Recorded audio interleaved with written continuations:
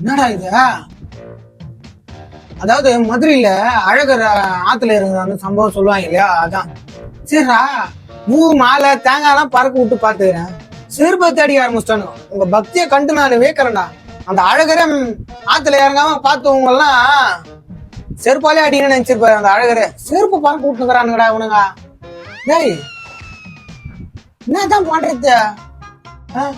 இது ஓல்டு வீடியோவா இருக்கட்டும், புது வீடியோவா இருக்கட்டும், எதா இருந்தாலும் கோயிலுக்கு போனீங்கன்னா கோயிலு சாமி பக்தியா பக்தி மயமா கும்பிட்டு வரணும்.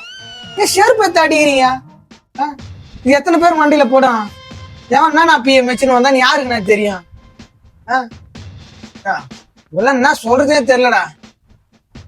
ஏன் செருப்பத்தை அடிச்சுக்கிறீங்க? கல்லுகளை அடிச்சுக்கணும், சாவுங்க அவனீங்களாம். இந்த செருப்பத்தை அடிக்கிறாங்க அவங்களாம் செத்துடணும். கல்லை தடிச்சு அவன் மண்டி உடச்சிடணும் அவனெல்லாம்.